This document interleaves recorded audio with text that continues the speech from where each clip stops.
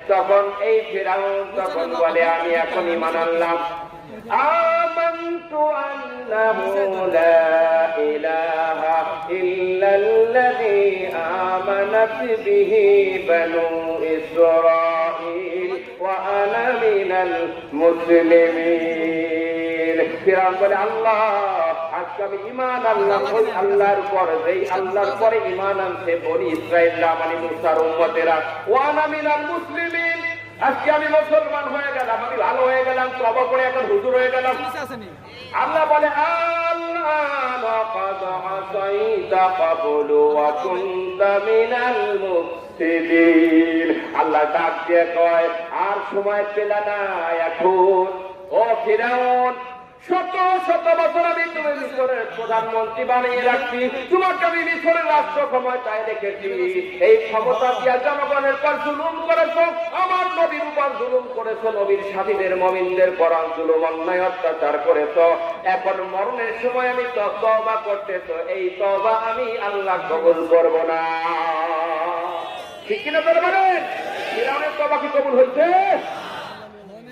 আল্লাহ রাব্বুল আলামিন বললেন ফিরাউন রে শেষকালে যখন তওবাটা পড়লি একটা কাজ আমি করব, ফালইয়াউমা নুনাজ্জিকা বিবাদানিকা লিতাকুনা লিমান খালফাকা আয়া।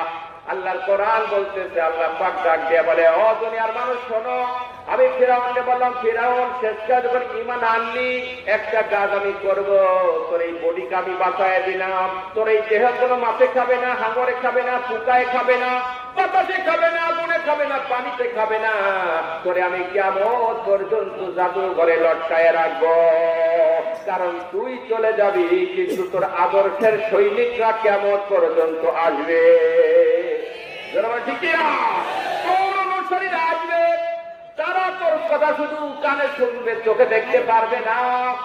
এই জন্য তোর ভাস্কর্যটা আমি মুসরের মধ্যে রেখে দিলাম, তোকে দেখবে সারা পৃথিবীর মানুষের করে শুধু নিক্ষেপ করবে আর বলবে দাদারে তুই যেইভাবে জুলুম করে অন্যায় করে নবীদের উপর অত্যাচার করে মুমিনদের উপর জুলুম করে আজকে তোর যে অবস্থা রে দাদা, আমিও তোর মতোই কাজ করতেছি, জানি না তোর মতো কপাল আমার কবে পুড়িয়া যায়।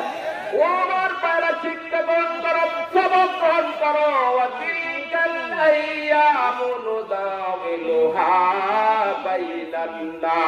আল্লাহ বলে আমি যুগের চাকাকে আবর্তন করি, ঘুরাই, চাকার একটা পাশ উপরে যায়, ঘুরাইয়া ওই পাশটা নিচে যায়, এই পাশটা উপরে যায়। মনে রাখবে আমি একটা দলকে একটা জাতিকে এক সময় উপরে নিয়ে যাই, ওই জাতিকে আবার নিচে নিয়ে যাই, আবার নিচের জাতিকে আমি আবার উপরে নিয়ে আসি। কথা দেখি না?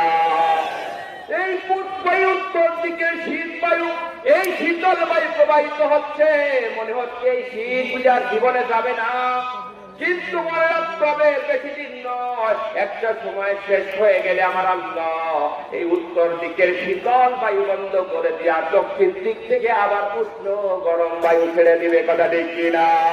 এই জন্য কেউ যদি মনে করে সারা জীবন একই অবস্থা থাকবে, সারা জীবনই রাত থাকবে, সূর্য বুঝিয়ার উঠবে না, তারা কিন্তু ভুলের মধ্যে আছে, বড় অন্যায়ের মধ্যে আছে, তারা বুকার স্বর্গে বাস করতে দেবে। কথা দেখি না? ভাইরা আমার, আপনাদের বুঝতে হবে আল্লাহ পাকের এই চিরন্তন সত্যকে কেউ অস্বীকার করতে পারে নাই, আর কেউ কোনোদিন পারবেও না। কথা দেখি না? ও আমার মুসলমান ভাইরা, আমাদের অবস্থা হলো